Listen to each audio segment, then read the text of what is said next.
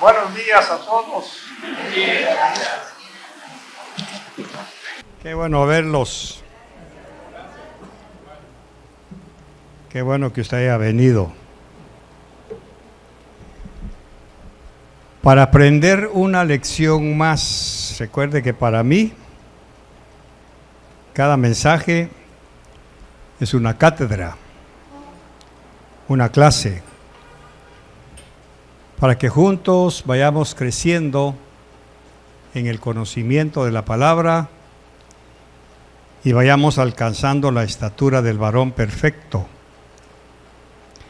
La mejor riqueza que podemos tener es la palabra, porque la palabra no la corrompe la polía, ni el orín, ni nos la puede quitar nadie. Todo lo que el Señor nos enseña es nuestro, nadie se la puede quitar.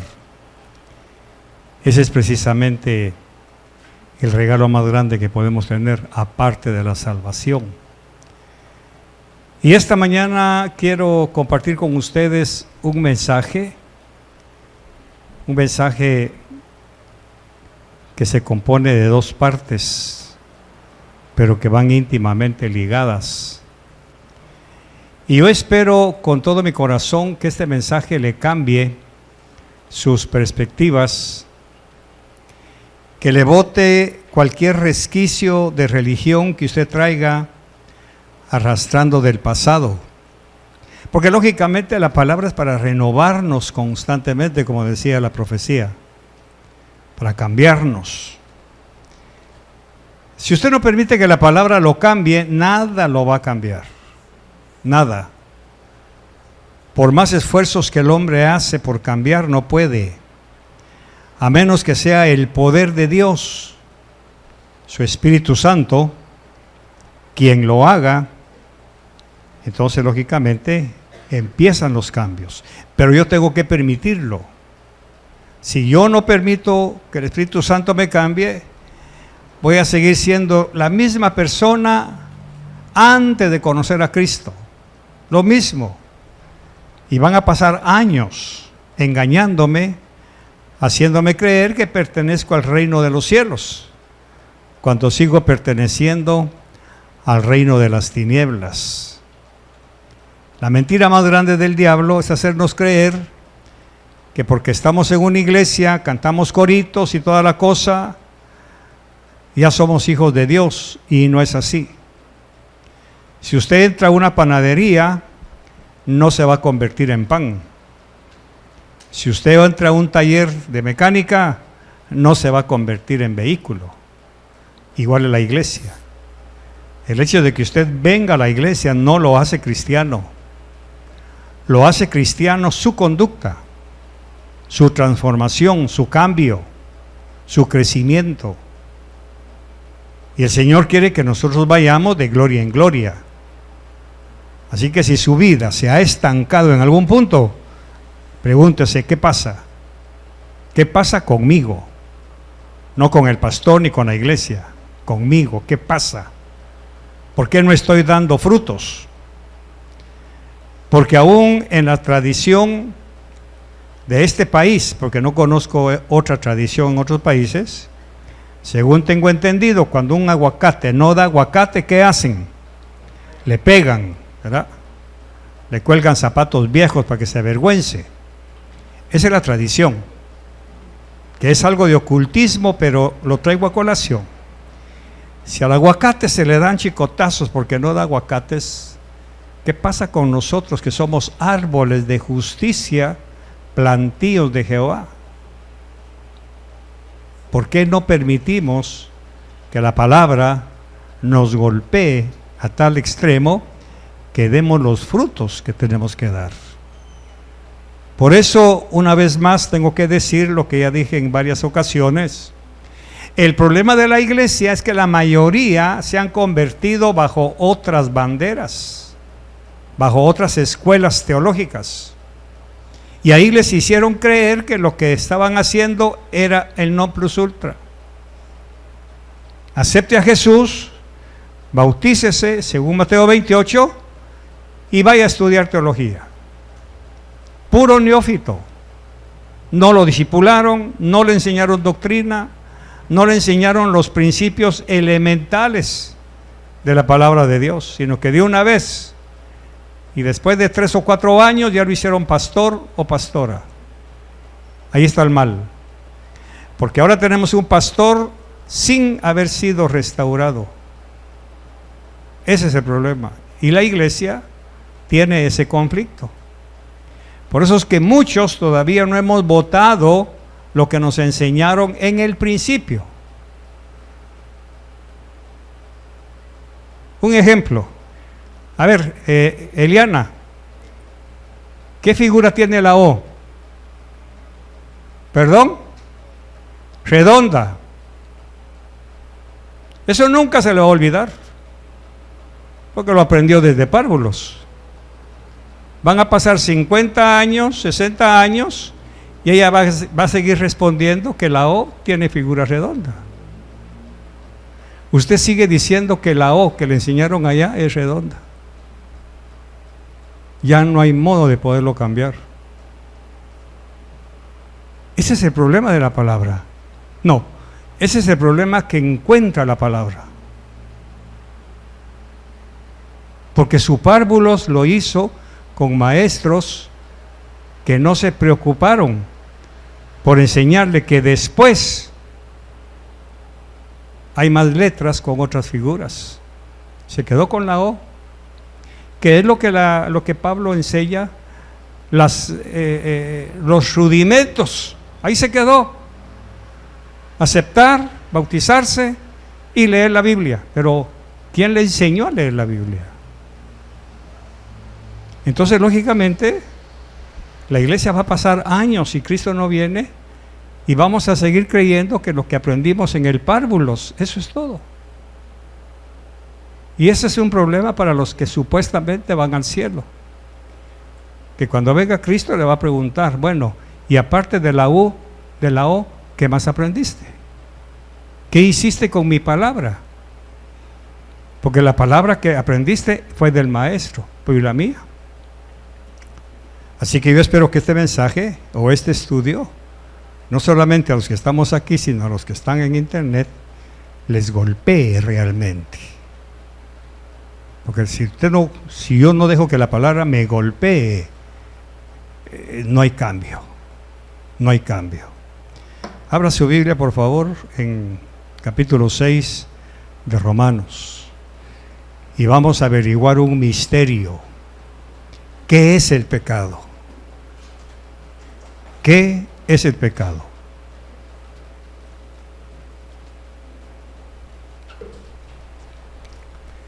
O dicho en otras palabras, el pecado, ¿qué es?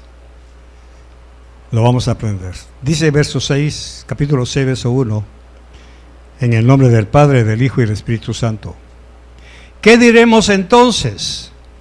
¿Continuaremos en pecado para que la gracia abunde? De ningún modo. Lo repetimos. ¿Qué diremos entonces? ¿Continuaremos en pecado para que la gracia abunde? De ningún modo. Nosotros que hemos muerto al pecado, ¿cómo viviremos aún en él? Nosotros que hemos muerto al pecado, ¿cómo viviremos aún en él? Espíritu Santo, una vez más te ruego sabiduría, que descienda tu unción para poder enseñar correctamente tu palabra, y que estos corazones sean confrontados, limpios y llevados a otro nivel, para que esta nueva generación, Señor, que son sus hijos, puedan conocer realmente la esencia de tu palabra y no una religión dominical o semanal. Gracias en el nombre de Jesús. Amén y amén. Tenga la bondad de sentarse.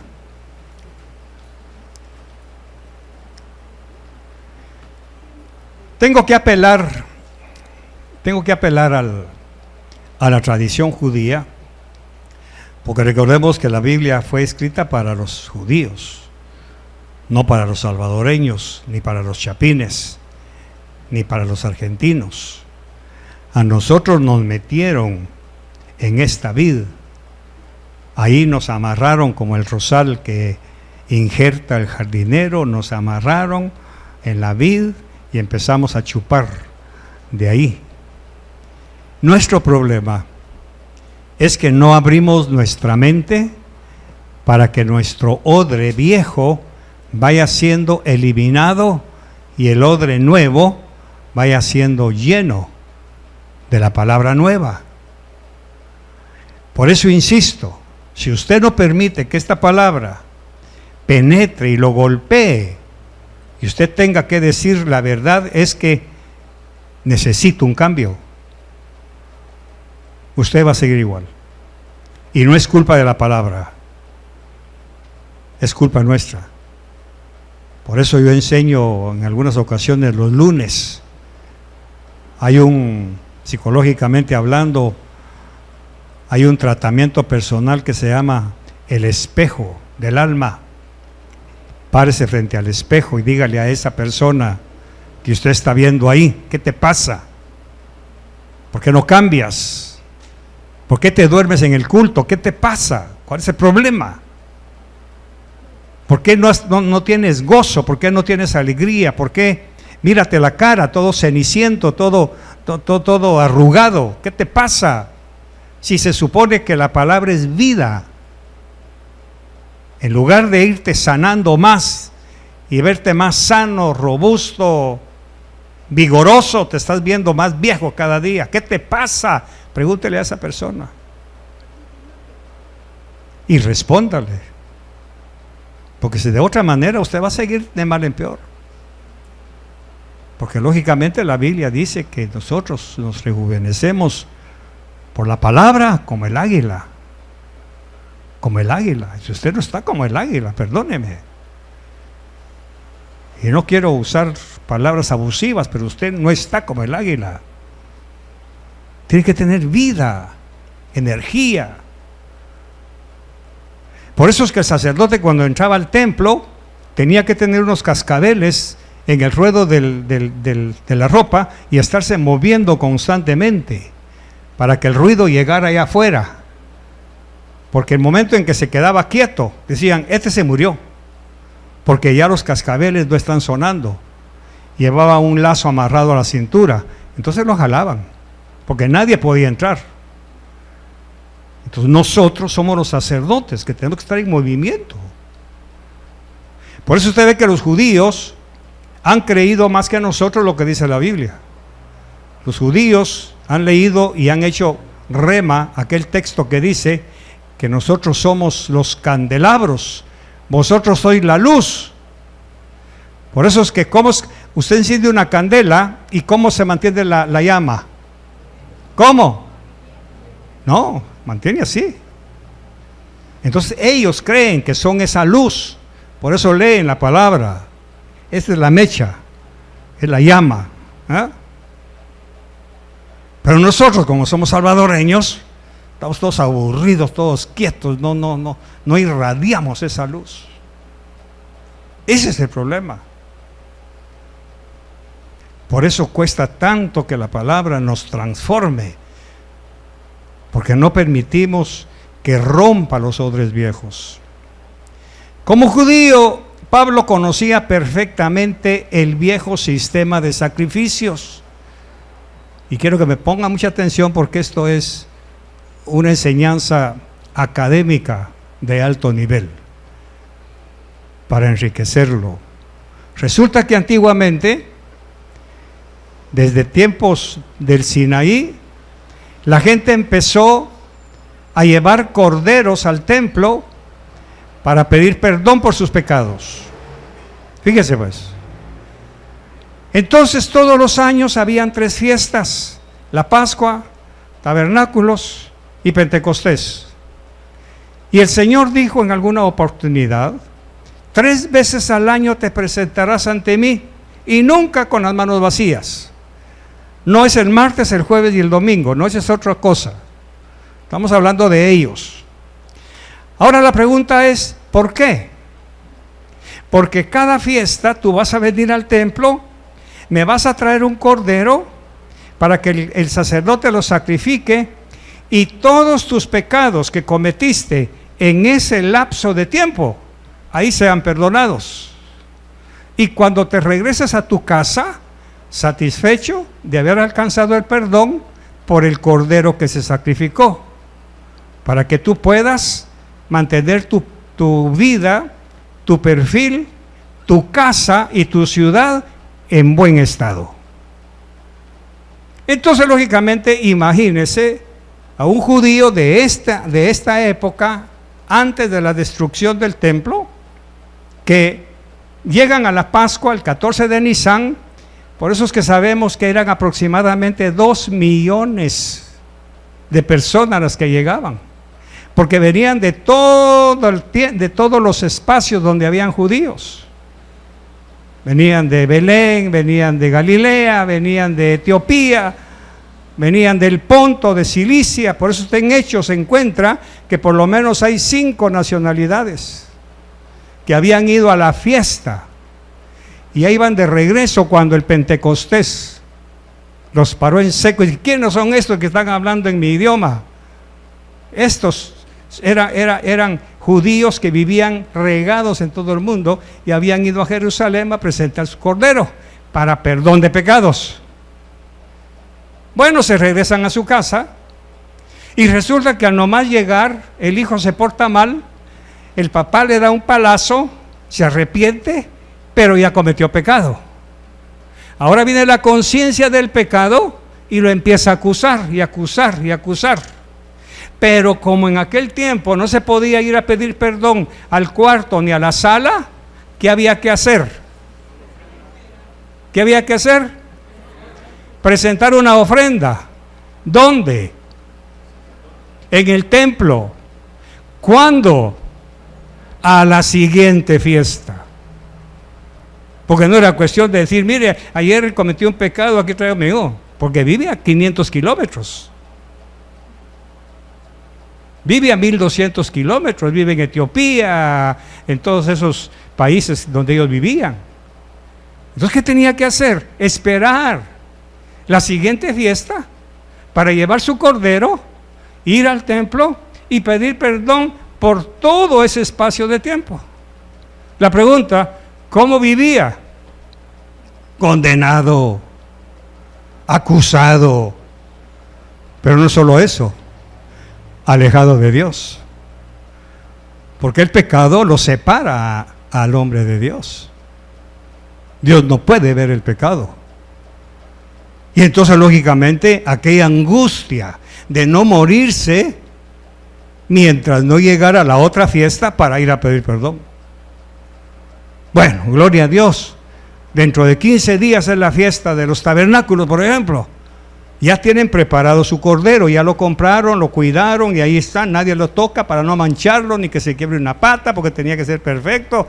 Ahora viene 7, 8 días antes, vámonos a Jerusalén a llevar nuestro cordero para que el Señor nos perdone todos los pecados que cometimos desde que venimos hasta hoy. Por eso es que usted encuentra el Cana llevando su cordero con sus esposas y sus hijos, y el sacerdote allá en el altar, el Cana está de lejos viendo cómo sacrifican a su cordero. Y cuando el humo subía, dice, era porque Dios aspiraba el olor del sacrificio. Entonces el Cana viene y ahora sí, ya podemos comer tranquilos. ¿Por qué? Porque ya están perdonados. Ahí es en donde se da el caso de Ana. ¿Por qué no comes? Pero esa es otra historia. Ahora resulta que al llegar a su casa, vuelta a pecar. Pero el problema no era vuelta a pecar, el problema era que se arruinaba la cosecha, se dañaba la casa, como oraba mi esposa, se arruinaban las finanzas, empezaban las enfermedades a entrar. ¿Por qué? Porque había pecado. Y vuelta otra vez a esperar la última fiesta del año. Mientras tanto se iban acumulando los pecados, la culpa, la condenación. ¿Se da cuenta? Ahora la tercera fiesta, que podría ser la de Pentecostés. Vuelta a cargar el cordero que ya habían comprado durante esos 2 o 3 meses y vuelta a llevarlo allá. Entonces dijo Dios, esta gente no va a dejar de pecar nunca. Pero el problema no era no va a dejar de pecar nunca. El problema es que están dañando la tierra. Las cosechas se están secando. Las enfermedades están abundando. La lepra, las ronchas, todo se está arruinando a causa de que esta gente no va a dejar de pecar. Porque como ya se acostumbraron a que cada cierto tiempo vienen y se les perdona su pecado, pero mientras tanto el agua se está secando, los pozos se están secando, los ríos, por culpa del pecado. Y entonces dijo Dios, eso es lo que está enseñando aquí Pablo, ya sé lo que voy a hacer. Voy a mandar mi cordero para que termine de una vez con ese pecado. Y vino Jesús. Por eso leamos nuevamente 6:1. Solo 6:1. ¿Qué diremos entonces? ¿Continuaremos en pecado? ¿Ya vio? ¿Ya lo viste, pajarito? Porque Pablo, como buen judío, había caído en esto. Él pecaba y había que esperar la otra fiesta de Jerusalén para que le pidiera, para pedir perdón. De ahí viene la iglesia de hoy. Usted peca, ¿y a dónde va el domingo? ¿A qué? A pedir perdón. Y durante la semana ve su televisión, ve su Netflix, dice sus palabrotas, se pelea, golpea a su esposo, a su esposa, maltrata a sus hijos, pero con esperanza de que el domingo va a venir a la iglesia a pedir perdón. De ahí salió. Porque no hemos entendido. El problema es que ese pecado está dañando su casa, está dañando sus finanzas, su matrimonio, su vida, sus hijos. Están rebeldes, no prosperan, se les cierra el entendimiento, peligra su trabajo a causa del pecado, porque el pecado lógicamente va dañando poco a poco. Por eso la lepra en aquel tiempo era peligrosa, ya lo estudiamos. Primero empezaba con la persona. No quiere componerse, se iba a la ropa. No quiere arreglarse, se iba a la casa. Ese es el pecado. Yo puedo dañar mi casa. Yo puedo cortar las finanzas. Por eso con mi esposa hace años tenemos un principio: cuando las cosas se ponen feas y estrechas, examinémonos. ¿No será que estamos haciendo algo? Porque Dios no es el problema, el banco no es el problema es el pecado, que yo renuncio, dañando mi entorno y se va expandiendo poco a poco. Yo puedo poner en peligro, Cristian, tú puedes botar un avión, tú lo puedes botar. Si estás en pecado y tocas ese avión, tú lo puedes botar, tú, ingeniera, lo botas. Porque el pecado lo transmites. Yo puedo dañar 12 pisos del edificio donde vivimos. Yo puedo provocar que se abra una puerta y que entren males por todos lados, renuncio. Pero yo lo puedo hacer. Entonces, ¿qué me obliga a mí? A mantenerme en orden con Dios, para no dañar primero mi terreno, después a mi esposa, su cocina, su refri, su estufa, su licuadora, todo. Entonces Dios dijo: esta gente no va a dejar de pecar, porque ya se conformaron a que cada fiesta traen su cordero y yo los perdono. Y como Él tenía que perdonarlos por su pacto, eso pasa en la iglesia. Hay gente que no quiere entender que está dañando su entorno. Entonces el Señor dijo: la tierra está sufriendo por culpa de ellos, no van a dejar de pecar. Entonces voy a mandar mi cordero. ¿Se da cuenta por qué su vida o la mía puede ser tan gris y aburrida? ¿Dónde está la vida abundante que Cristo dijo que nos iba a dar? No está. ¿Por qué? Porque el pecado ha cortado eso. Así que usted decide si seguir dañando su familia, su casa, su entorno, su salud, o empieza a ponerse firmes con usted mismo y empezar a consagrarse al Señor para que se abran las puertas. La Biblia lo dice, que el cielo se pondrá de bronce y yo no voy a escuchar tu oración. Por eso es que su esposo nunca quiere creer en Jesús. ¿La culpa es de quién? ¿Del diablo que lo tiene atado? No, hay pecado en esa casa. Hay rebeldía. Hay necedad de corazón. Bueno, entonces la primera parte, ¿qué pues diremos? ¿Vamos a continuar en pecado para que la gracia abunde? De ningún modo. Ahora vamos a pegar un salto en el tiempo y nos vamos a venir 2000 años después de esto y encontramos a Jesús que fue a la cruz, derramó su sangre por nosotros y ahora vamos a ver y vamos a encontrar la respuesta, el pecado. ¿Qué es el pecado? Entonces sigue diciendo Pablo, de ningún modo, y lo dice con signo de admiración, como acentuándolo. Nosotros que hemos muerto al pecado, ¿cómo viviremos aún en él? ¿Cómo viviremos aún en él? Bueno, vamos a introducirnos, vamos a abrir esta ventana para ver qué hay del otro lado de este texto. Nosotros que hemos muerto al pecado, ¿cómo viviremos aún en él? Entonces la pregunta es, ¿qué es el pecado? El pecado no es lo mismo que pecar. Y pecar y pecado no es lo mismo que los pecados. Son tres niveles diferentes. El pecado en singular es un sistema. Abra bien sus sentidos y sus ojos, porque usted posiblemente, como yo, podemos vivir en ese sistema a pesar de que ya somos cristianos. El pecado es un sistema. Y para eso necesito, tú, ven para acá. Tú. Rapidito, rapidito, porque el tiempo me corre. Ponte aquí. Viendo para allá. Fíjese pues. Fíjese el sistema.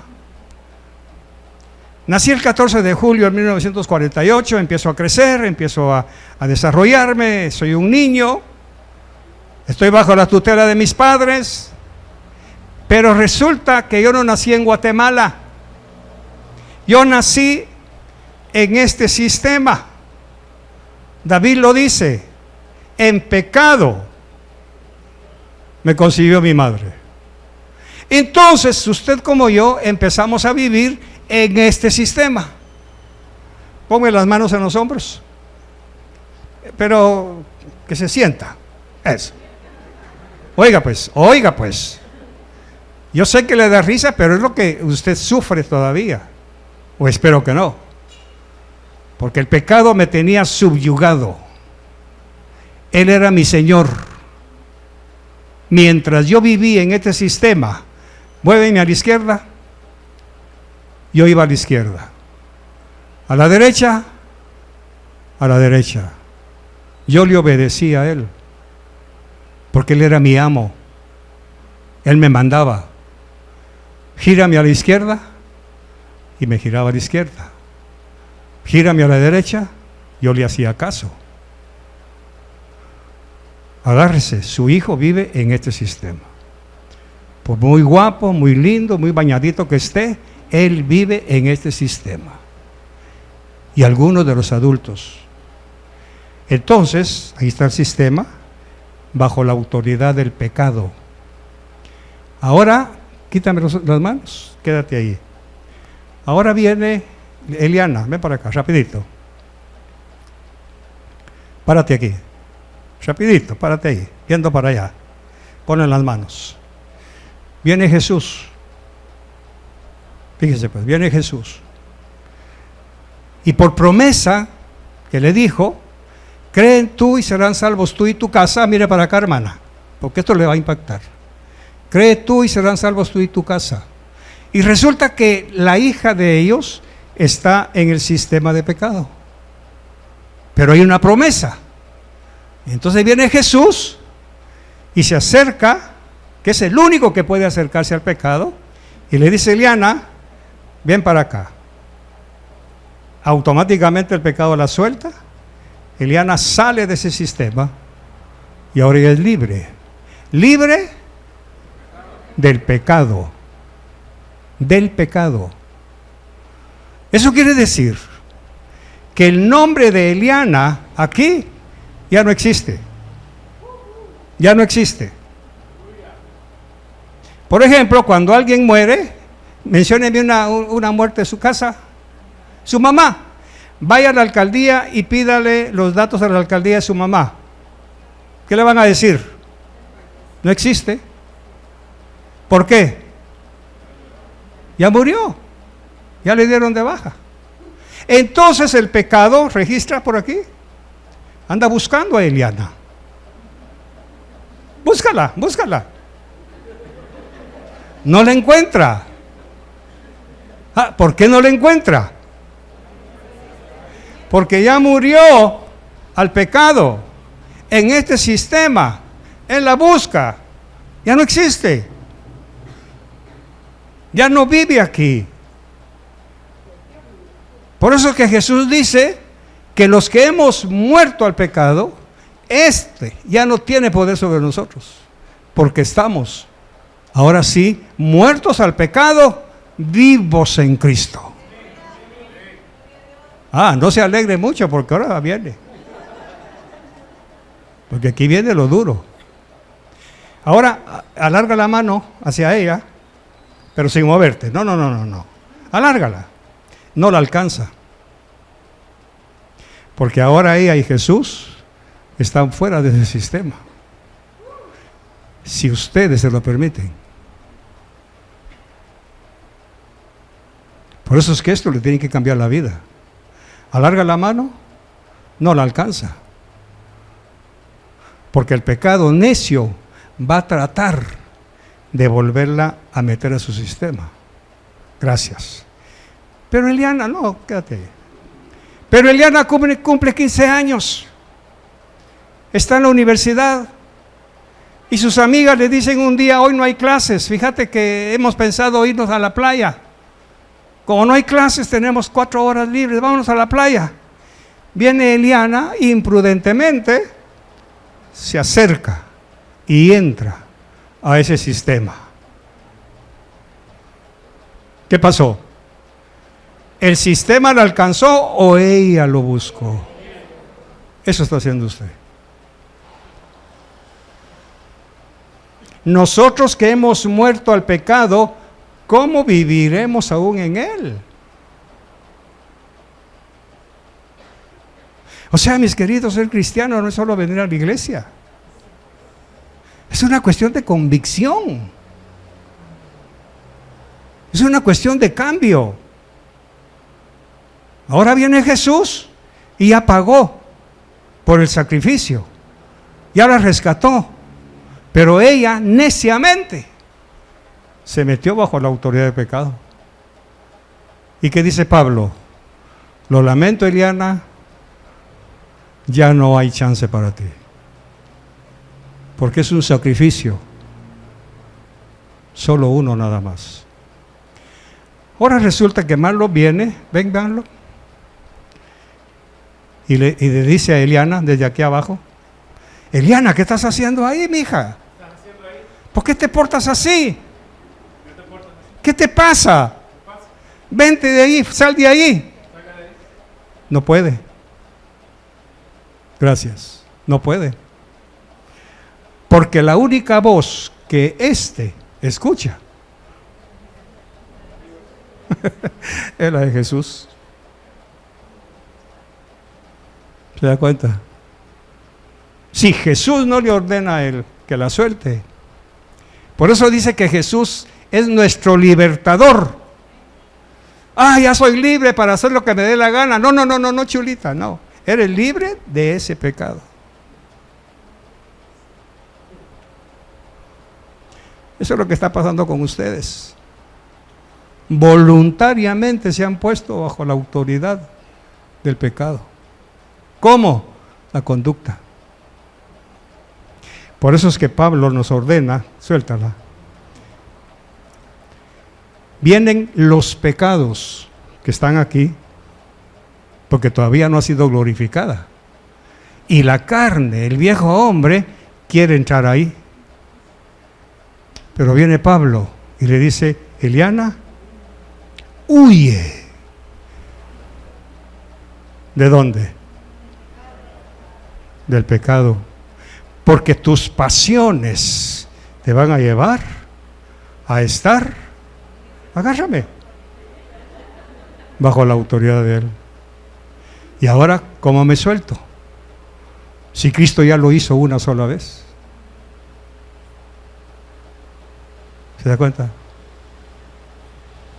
¿Te das cuenta, Hércules? Que no es solo de haberte convertido a Cristo, me da una luz. Si sus hijitas andan así,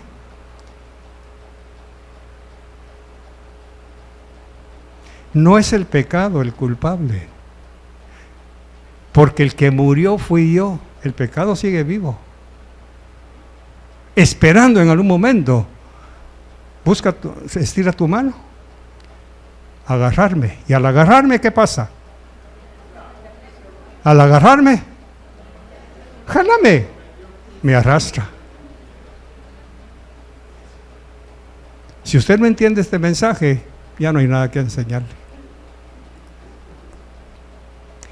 Por eso dice, instruye al niño en su camino, para que cuando sea viejo, no se aparte de él y caiga aquí. Ahora, ¿qué pasa con Eliana? Como todavía no está glorificada, hay pecados en ella. Ahí está el Cordero de Dios. Todos los días, Señor, me porté mal en mi casa, por favor, perdóname. No hay problema, ya estás limpia, ya te arrepentiste, te perdono. Vete, no peques más. Ok, pero ahora viene otro pecado, que no es el mismo. Por eso son los pecados. Aquel es el pecado. ¿Ya lo vio? Ahora viene ella y miente, nunca lo había hecho. Mintió, se puso pálida. La mamá le dijo, me estás mintiendo. Viene ella, se pone a llorar por la culpa, porque la culpa acusa. Sí, mami, perdóname, que no sé qué. Vaya, oremos. Señor, por favor, perdona a mi hija. Ok, Eliana, vete y no peques más en eso que has pecado. Pero 2, 3, 4 días después, otro pecado. Lo que pasaba en el pueblo de Israel. Se iban, otro pecado. Se iban, otro pecado, otro cordero. Ahora solo un solo cordero para quitarle los pecados.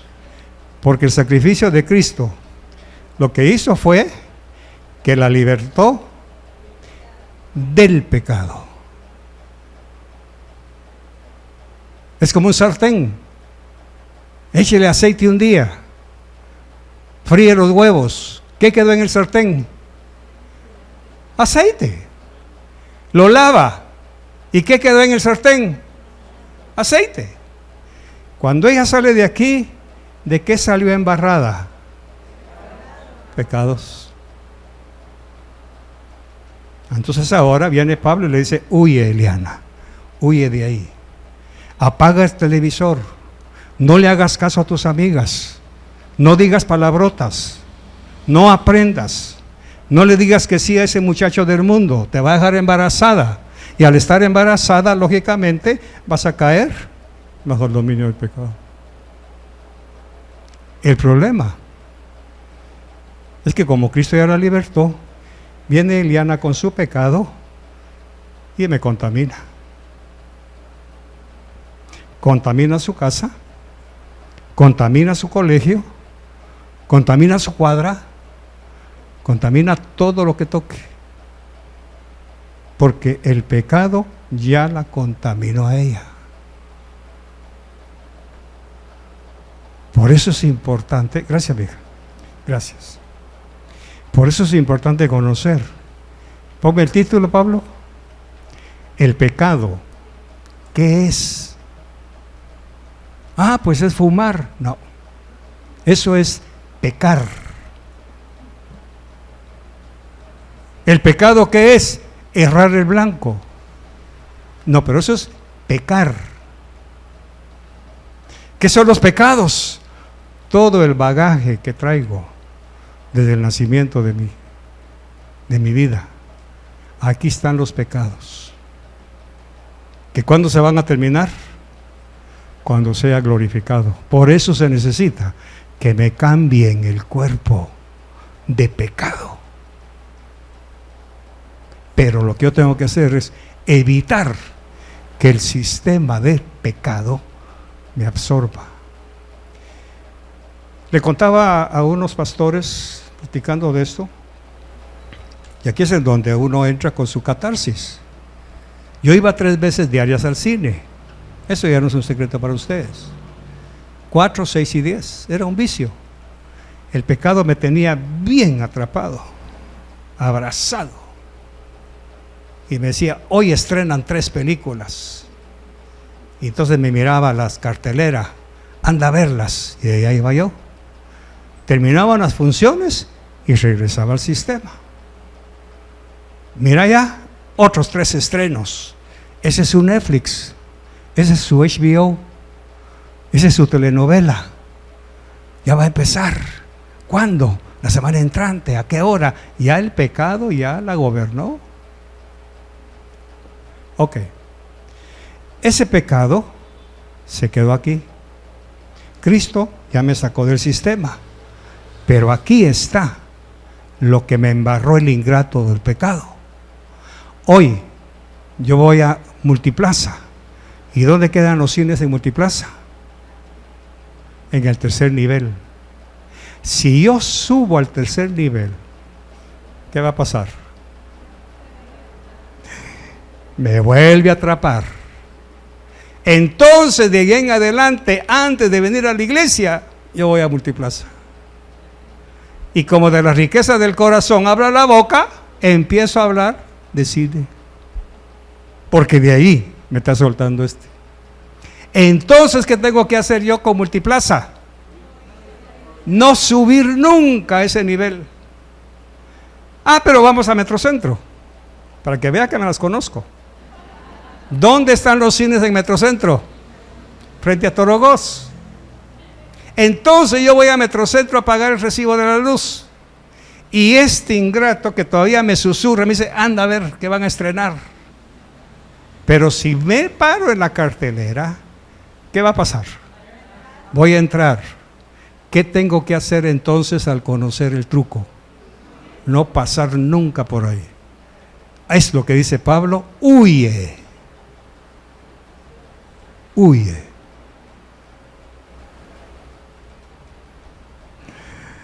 Entonces, si en la televisión usted está viendo cosas, si en la radio todavía oye su música del 60, del 70, del 80, usted voluntariamente se está poniendo bajo la autoridad del pecado. Porque lo hace recordar las picardías, las suciedades y las inmundicias de aquel tiempo. Aunque por fuera está bien, por dentro está podrido. Por eso dice el profeta, soy una llaga podrida. Entonces, ¿cuál es nuestra lucha como cristianos? Pajarito. No acercarnos a este sistema. Suficiente con el sistema que me embarró como para acercarme neciamente bajo la autoridad de él, porque pierdo. Ahora veamos qué dice Santiago. ¿Qué dice Santiago? Para que usted vea hasta dónde llega nuestra mala conducta por buscar el pecado. ¿Qué dice? ¿Dónde está? Santiago, ¿es verdad? Léalo usted.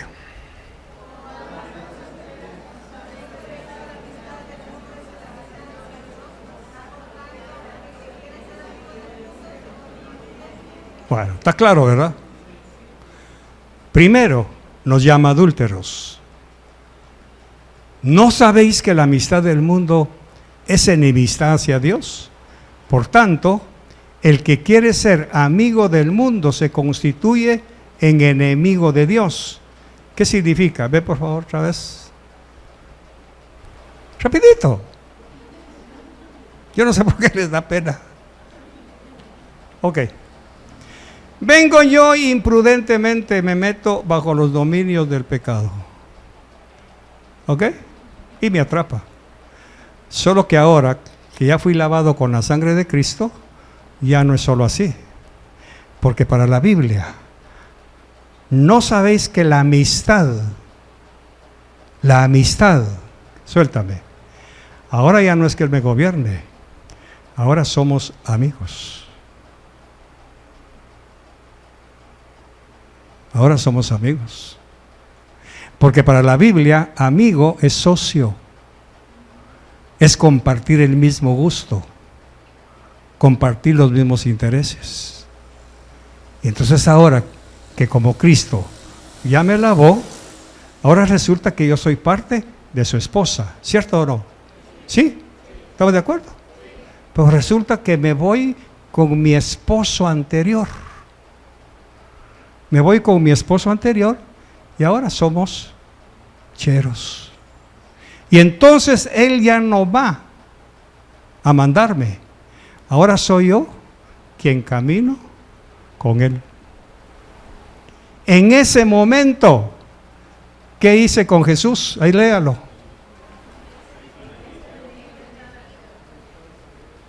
No, léalo recio para que se sepa.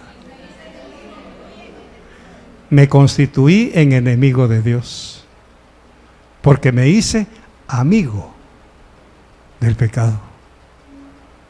Ahí sí ya no hay para dónde, porque no es que Él me tenga gobernado. Ahora los dos estamos en sociedad para ser socios en el pecado. Ahí ya no hay vuelta de hoja, prepárese para las llamas del infierno, porque usted ya se hizo enemigo de Dios.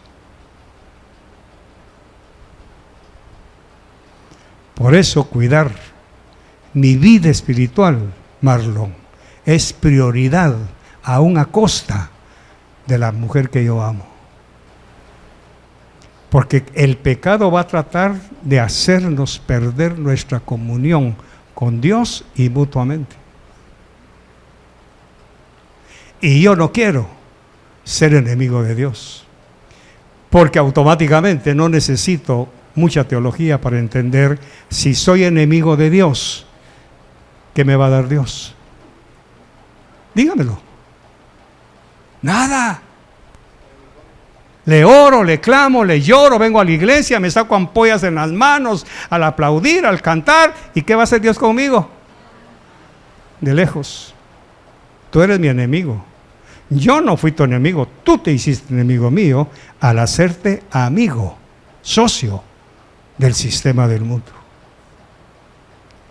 Ahí es en donde se enseña con mucha exageración: cuidado con andar con noviecitos del mundo, porque te puede caer un golpe de electricidad y te fulmina, chiquita.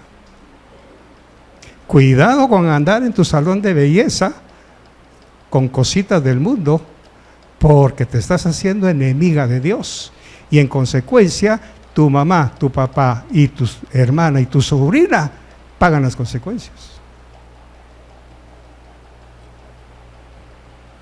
Cuidado, se hace enemiga de Dios, porque sus pacientes van a pagar las consecuencias de todo lo que usted toque. Cuidado, me hago enemigo de Dios, porque aquí va a caer fuego, y no sobre ustedes, sobre mí. Mi esposa lo mencionó. ¿Qué pasó con los hijos de Aarón? ¿Por qué? ¿En qué momento se hicieron enemigos de Dios? Cuando empezaron a fornicar con las mujeres en el templo. Cuidado, anda usted haciéndose amiga del mundo, porque ipso facto se hace enemiga de Dios.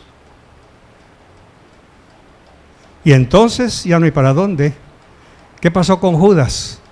¿Qué le dijo Jesús? ¿A qué vienes, amigo? Pero él ya no era su amigo. No le quedó más que la horca. ¿Te das cuenta, Aníbal? ¿Te das cuenta de lo que puede pasar con estos patojos? Por eso tanta necedad. Cuídate, cuídate, honra a tu papá y a tu mamá, aunque te den con la escoba, bendícelos porque es bueno para ti.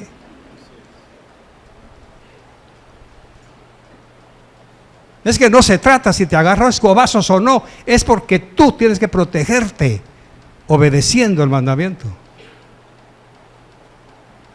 Por eso hay que enseñarle a estos niños, hónreme, hónreme para que le vaya bien. A usted no le va bien porque nunca honró a sus padres. Usted fue amigo del mundo y se hizo enemigo de Dios. Y a sus enemigos Dios los acaba. Pregúntele a los amalecitas. Pregúntele a las tribus cananeas. Acábalos, Moisés. Víctor, ten cuidado, mijo. Ten cuidado, no juegues con fuego. A mí me duele que mis amigos van directo algunos al infierno porque tanto que se les ha enseñado y no quieren entender. Le echan la culpa a todos y el culpable somos nosotros. Me duele que Dios tenga que mandarte un juicio. Por eso es importante conocer lo que dice Pablo del Señor en Hebreos, que lo hizo hijo y por lo tanto heredero, ya lo enseñé el lunes. Pero heredero no heredero, porque de Él, por Él y para Él son todas las cosas, lo cantamos. Entonces, ¿qué significa que Jesús es el heredero? Que Él me da su herencia. Él me está heredando a mí. ¿Pero para qué? Póngase de pie. Venga aquí. Viene Jesús, salva a la hermana Carolina, y ahora como Él es el heredero del Padre, o sea, el Padre le dijo, mijo, anda a darle mi herencia a los que crean en ti. Mire para acá, aquí. Entonces viene Cristo, salva a la mamá y le da la herencia del Padre. Salvación, vida eterna, santidad, consagración, vida abundante, provisión. Ahora viene ella y se lo hereda a su hija. ¿Le va a faltar a Eliana algo cuando sea esposa? ¿Por qué no? Porque la mamá ya le entregó su herencia.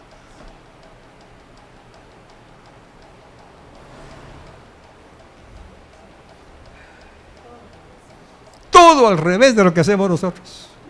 Porque para nosotros heredar, ¿qué es? Dar un terreno, una casa, aunque sea borracho. Se agarran a machetazos ahí, salió en la prensa, un hermano mató al otro.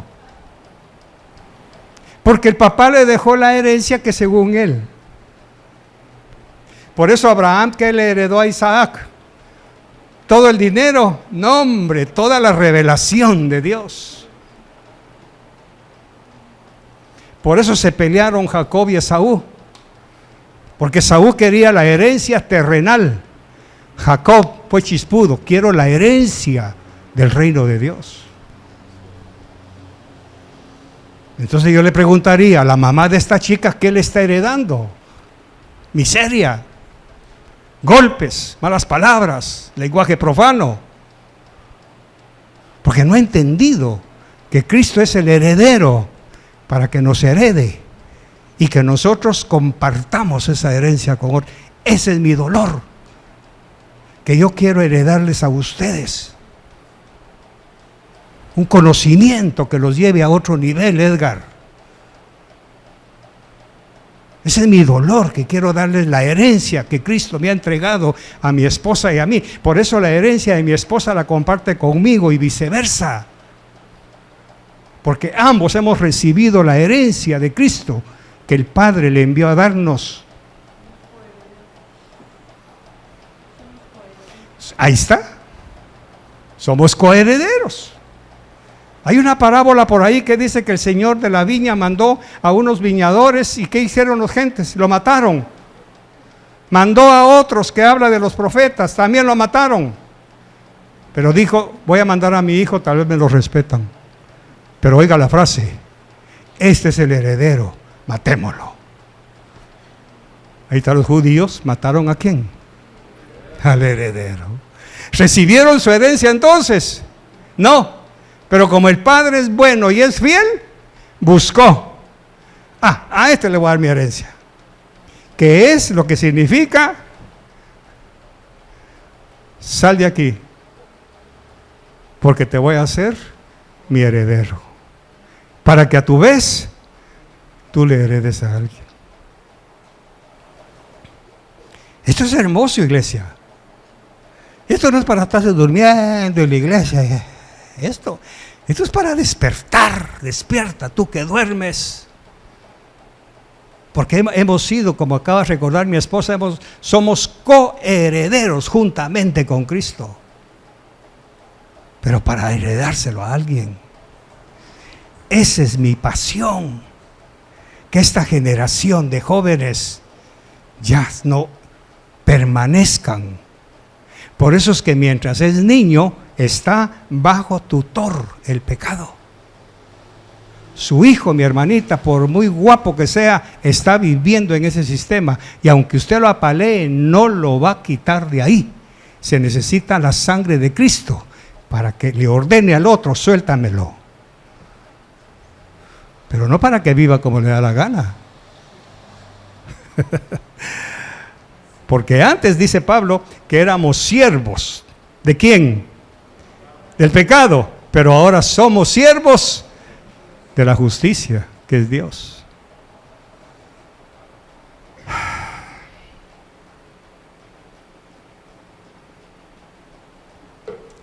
Gracias, Pablo.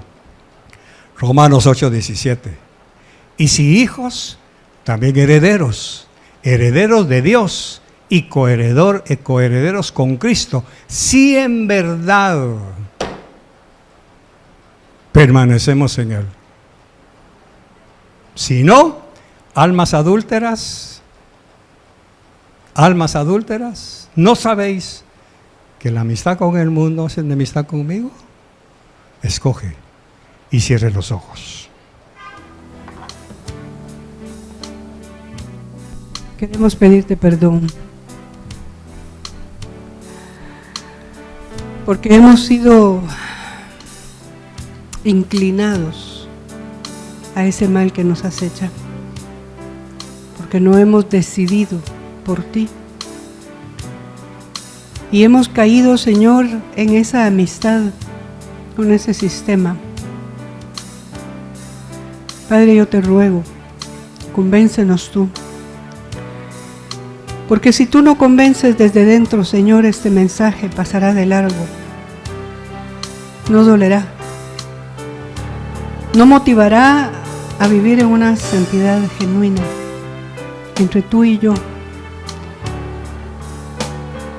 en lo profundo de mi corazón. Señor, te ruego que seamos convencidos de juicio, de justicia y de pecado.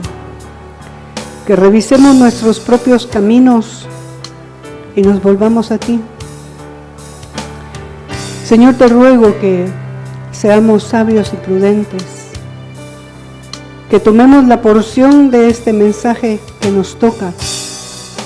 Jóvenes, no desoigan la palabra de Dios que llega en tiempo, que les está advirtiendo lo que se viene sobre ustedes, porque el enemigo sigue vistiéndose como mensajero de luz. No crean que lo han alcanzado todo, que por creer que conocen a Jesús ya son libres de pecar. El pecado habita en nosotros y debemos vencerlo cada día. No busque culpables, busque adentro suyo. Si usted dejó su primer amor, su condición va a ser peor que la primera. Y el único lugar en donde se encuentra ese camino es Jesús. Nadie puede volverlo a usted sino usted volverse. Nadie puede hacer que yo deje de hacer algo sino yo misma determinar dejar de hacerlo. Deje de sentirse víctima porque eso lo hace presa fácil del enemigo y de todas sus pasiones bajas. Cuando uno se cree víctima, busca a quien lo defienda o se defiende constantemente. El Señor no nos llamó para ser víctimas, nos llamó victoriosos, vencedores. Si no nos paramos frente a nuestro propio pecado, a nuestra miseria, y declaramos delante de Dios lo mal que estamos, en lugar de culparlo a Él por lo mal que estamos, son nuestras acciones, son nuestras palabras, son nuestras inclinaciones y las prioridades que establecemos porque no escogemos a Jesús. Si Él no es lo primero y lo más importante, si importa más mi imagen, mi conocimiento, mi criterio, lo que pienso, mi cultura, si Jesús no es más importante y más alto que todo eso, este mensaje no servirá de nada en su vida. Pero si usted reconoce delante de Dios, que ha caminado distanciándose del único que es amigo para siempre y caminando hacia la pasada manera de vivir, entonces este mensaje es una voz de alerta. Es una trompeta que suena porque estamos caminando, inclinándonos hacia las cosas de este mundo, lo terrenal. Y el Señor nos llama claramente a no poner nuestra mirada en las cosas de este mundo. Si alguien quiere venir al altar con convicción a presentarse delante del Señor, ¿por qué venir al altar? Porque es la única manera de avergonzar el alma, de no quedar en apariencia de que todo está bien. Cuando usted se niega a venir al altar, está guardando su apariencia, pero delante de Dios las apariencias no valen. Nos podemos engañar aún nosotros mismos por la apariencia que presentamos, pero si su corazón se está inclinando a lo material, se está haciendo enemigo de Dios. Si su corazón se está inclinando hacia la conmiseración, es un enemigo de Dios, porque Él no nos dio un espíritu de cobardía, sino de poder, de amor y de dominio propio. Y dígale: Señor, aquí estamos. Lo único que anhelamos es estar en paz contigo. Reconozca delante de Dios que ha cambiado sus prioridades, que se ha puesto a usted como lo más importante, que usted ha sido su propio foco de atención y por eso pelea aún con Dios, porque no ha reconocido que su pecado lo tiene en muerte. No importa si ese pecado fue hace mucho, pero sabe, cuando no lo reconocemos y lo aceptamos y lo presentamos delante de Dios, es imposible que ese pecado sea perdonado. Y lo único que hacemos es morir y morir y morir. Mueren las finanzas, muere la salud, muere la paz, muere el amor, muere la comunión. Pero es un buen tiempo para decirle: Señor, te confieso que he pecado. No es hoy, es siempre. Me he constituido en amigo del mundo, he deshonrado padre y madre, ni siquiera tengo el valor de honrar la memoria de mis padres que ya no están, porque los odio, porque detesto su recuerdo, y me estoy viendo en el espejo y cada día soy igual a él o a ella. O perdona, como dijo el Señor hoy en una profecía, el perdón es el camino hacia Él. Si usted no decide salir de ese pecado horrible de la falta de perdón, le está diciendo a Jesús que su sangre no fue suficiente para liberarlo de la maldición, del pecado y de la muerte. Hoy es un buen momento para vernos como realmente somos y estamos. ¿Qué busco? ¿Cuál es mi prioridad? ¿Busco fama? ¿Busco dinero? ¿Busco reconocimiento? ¿O busco agradar a Dios por sobre todas las cosas? ¿Quiero amigos? ¿Quiero hermanos? ¿Quiero diversión? ¿O busco agradar a Dios por sobre todas las cosas? Si usted ha entrelazado su brazo al brazo del pecado, quizá considere pecado emborracharse o irse de fiesta, pero no, este pecado más profundo al que hemos enlazado nuestro brazo es el pecado emocional que nos ha alejado de la verdad, porque buscamos un culpable, pero lo buscamos afuera, y el culpable está dentro nuestro y se llama orgullo, soberbia, altivez de corazón, falta de perdón, falta de amor, falta de generosidad. ¿Cuántas veces ha querido que le vaya mal a alguien solo para que usted tenga el gusto de que logró demostrar que esta persona estaba mal? ¿Y qué dice la palabra? Que debemos alegrarnos por el daño que sufre nuestro hermano, o debemos interceder. ¿Por qué nos va mal? ¿Por qué no avanzamos? Porque nuestro corazón tiene contaminación. Hay una putrefacción interna.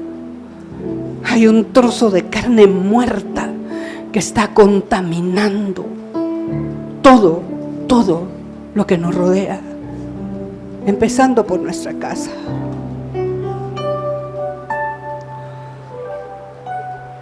Necesitamos ser honestos delante de Dios y reconocer que nos hemos constituido en amigos del mundo. Y no es tanto ser amigo del mundo. Lo que debe dolernos es habernos constituido en enemigos de Dios por nuestras rebeldías, por nuestras adicciones, porque quiero que todo el mundo me diga que tengo razón, que pobrecito yo, pobrecita yo, que nadie me cree, que nadie me entiende, que nadie me ama, que lo que pasa es que no saben cómo sufro. Pero ¿y entonces cómo si te has constituido en enemigo de Dios? Pero Dios dijo que perdonando estábamos cerca. Pero no sirve de nada si usted perdona hoy y se levanta y sigue en su misma actitud. El enemigo le va a querer decir: no cambies, porque eso es ser tonto. Tonto si sigue donde mismo. Si su actitud sigue siendo la misma, no ha servido de nada su tiempo en este lugar esta mañana. O perdonamos para cambiar, o no vamos a avanzar. Y no podemos decir que Dios no nos escuchó, porque Él está cercano al corazón contrito y humillado. Sus manos, nuestras manos, pueden contaminarse y llevarnos a caminar de una manera inadecuada.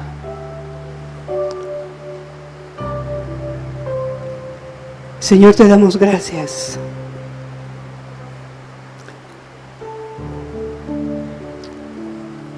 Determine en su corazón salir de aquí sin esa carga, Mira, lo primero que tienes que hacer es empezar a honrar la memoria de tu padre. Sí, te trató mal, no importa. Señor, yo honro la memoria de mi padre.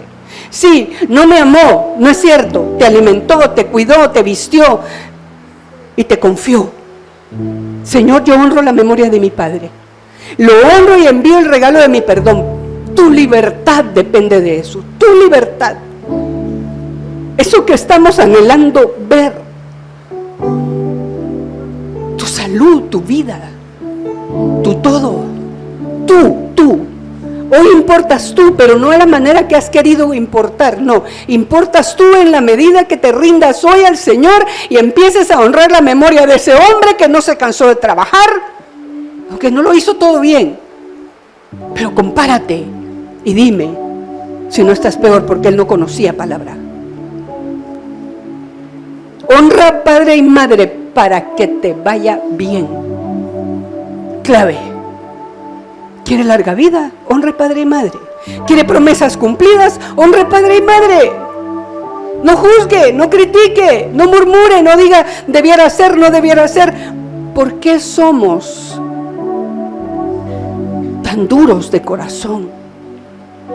Y traemos sobre nosotros el costo de un castigo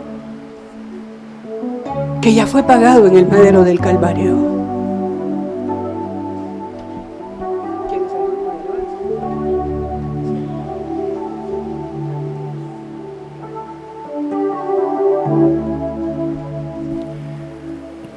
Siga en comunión con el Señor. Por eso el Espíritu Santo nos advirtió desde el principio. Y quiero decirles con todo el amor de mi corazón, Jesús le dijo a los apóstoles en una ocasión: no le estorben a los niños venir a mí, porque de ellos es el reino de los cielos. Veo padres que nunca traen a sus hijos al frente. Con mucho dolor veo cómo los mismos padres o madres le estorban a sus hijos venir a Jesús. No sé qué los motiva y no quiero hacerlo por obligación, pero quiero hacerlo notar porque veo que en mi congregación hay padres y madres que no traen a sus hijos a Jesús. Y Jesús dijo: no se lo impidáis, no los hagan religiosos, no se los entreguen al sistema del pecado. Mientras más tarden en salir de ahí, más difícil va a ser el cambio. Por eso el mandamiento es: instruye al niño, instrúyelo, no se lo impidas. Haga que sus hijos sean tiernos a la voz de Dios. Haga que sus hijos sean obedientes al llamado de Jesús. Pero qué doloroso es que aún hablándoles de esta forma, los padres no obedecen, granjeándose así una religión vieja y oxidada en su propia casa. Señor, gracias por exhortarnos, por ayudarnos. Y lamento, Señor, que muchos padres están heredando a sus hijos una religión en lugar de una relación.